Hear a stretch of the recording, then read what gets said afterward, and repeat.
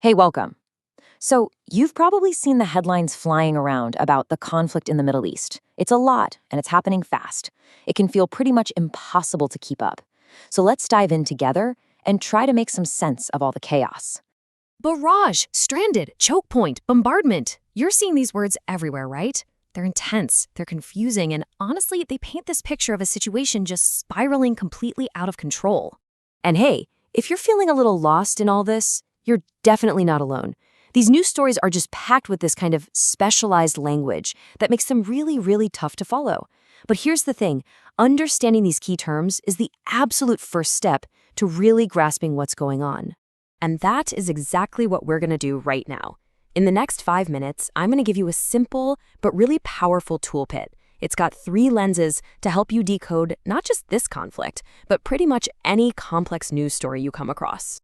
Okay, let's kick things off with our first lens, the military picture. This is all about getting the basic facts straight. You know, the fundamentals.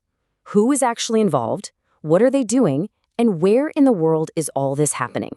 So the crucial point here, and you really got to get this, is that this is a war on multiple fronts. We've got Iran targeting its neighbors with missiles and drones, but at the exact same time, the US and Israel are ramping up their attacks on Iran with reports of over 200 dead. Then you've got the UK sending fighter jets to Qatar, and for the very first time, Azerbaijan is saying it's been attacked. The battlefield is getting bigger, fast. You're hearing this term constantly, right? Drone attack. So what is it? Well, it's pretty simple. It's an attack carried out by an unmanned aerial vehicle, a drone. Just as an example, a British military base was hit by one just this past weekend. This has become a really key feature of modern warfare. Okay, this table of the key players really helps clear things up. At the center, you have Iran, which is both attacking and being attacked. The UAE is being hit hard, facing a massive barrage, and we'll get to what that means in a sec. Azerbaijan is the newcomer here, pulled in after saying Iran attacked them. And then there's Qatar, acting as a kind of defensive hub, intercepting missiles.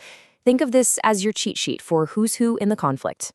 All right, here's another one of those really powerful news words, barrage. This means a continuous, heavy attack. We're not talking 1 or 2 missiles here, we're talking about a totally overwhelming assault. For instance, the UAE said it faced a barrage of 137 drones and 7 missiles. The word itself just gives you that sense of a relentless, nonstop bombardment. So, with a barrage coming in, how do you defend yourself? Well, you intercept the attacks. This word literally means to stop and catch something before it gets to where it's going. The Qataris, for example, said they had intercepted 13 missiles. So you have the offensive barrage and the defensive intercept. Now let's switch to our second lens, because this is where the story deepens. We've looked at the military hardware and the strategy, but what about the people caught in the middle? Lens 2 is all about the human cost, the personal toll this takes, far away from any battlefield.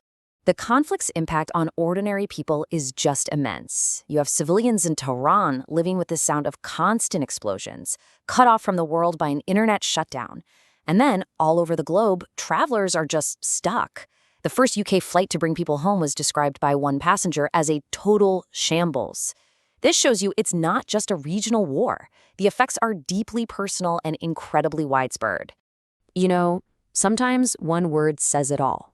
We heard this word directly from a resident of Tehran, trapped. It's that feeling of completely losing your freedom to move, to act. The quote itself is just heartbreaking. I'm feeling trapped because I have to stay mostly at home, just to save my life. It really sums up what it's like to be a civilian during a bombardment. And just listen to this. This quote from another Tehran resident really gets to the psychological exhaustion of it all. It's not just about fear, it's fatiguing. The idea that each explosion swallows a chunk of your energy. Wow, that is such a powerful way to describe the draining reality of living through this. So what's going on inside people's heads? Well, journalists are describing it with this phrase, a tumult of emotions. A tumult is basically a state of confusion and disorder. People are terrified of the war, but at the same time, some are daring to hope that maybe, just maybe, it could lead to political change. It's this chaotic, confusing mix of fear, dread, and this tiny sliver of hope. And the human cost, it stretches thousands and thousands of miles away. To be stranded means you're left somewhere without any way to get home. Just take Elaine and her husband. They're stuck in Vietnam because their flights keep getting canceled, all due to a conflict happening on the other side of the world. It's a stark reminder of how connected everything is. And that idea of connection, well, it leads us right into our third and final lens, the global impact. We're going to zoom out now from the personal to the planetary and ask the big question. Why does this regional conflict actually matter to all of us? Want to see the answer in one single stark image? Look at this chart. It shows the wholesale gas price in the UK. See that first bar? That's before the conflict.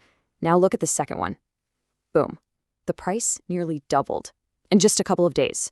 The source material notes this is a financial shock half as big as when Russia invaded Ukraine. That's a direct hit to the global economy and probably to your wallet.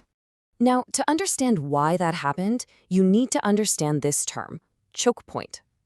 In geopolitics, a choke point is a narrow passage, like a sea strait, that a massive amount of traffic, like oil tankers, has to pass through. And the most important one in this crisis is the Straits of Hormuz, which is absolutely vital for the world's oil supply. And right now, that choke point is choked. Tanker traffic has basically ground to a halt. It's just not safe enough for these huge, vital ships to pass through. So they're all just sitting there at anchor, waiting. And for any ship captain even thinking about making that journey, well, the cost of insurance has, and this is a great English idiom, gone through the roof. It just means that prices have shot up to an incredibly high level. This blockage and these costs are basically clogging up the arteries of global trade. And you can see this chain reaction spreading out across the globe. Stock markets in Asia are tumbling. The price of urea, which is a key ingredient in fertilizer, has shot up, which could mean higher food prices are coming. And get this, the World Health Organization had to shut down its global logistics hub in Dubai. That's holding up emergency medical supplies for the entire world. So let's just take a breath and step back. We've looked at the military facts, we've felt the human cost, and we've traced the global impact. We've gone from a few confusing, scary headlines to a much, much clearer picture. And that's the power of this toolkit. And here it is. This is your takeaway, the 3-lens toolkit. So next time you see one of those complex headlines, just ask these 3 questions. Number 1, the military picture. Who, what, and where? Number 2, the human cost. Who is being affected and how are they being affected? And number 3, the global impact. Why does this matter to the rest of the world? It's your path from feeling confused to feeling confident. And all of this leaves us with one final thought to chew on. From a stranded tourist in Vietnam to skyrocketing gas prices to medical supplies for the whole world being held up, this conflict really shows us just how tightly woven our world has become. And it really makes you wonder, doesn't it? In a world disconnected, is any conflict truly local anymore? 喜欢这种学习方式，欢迎订阅我的频道，让我们一起用下一个10分钟，把商业英文变简单。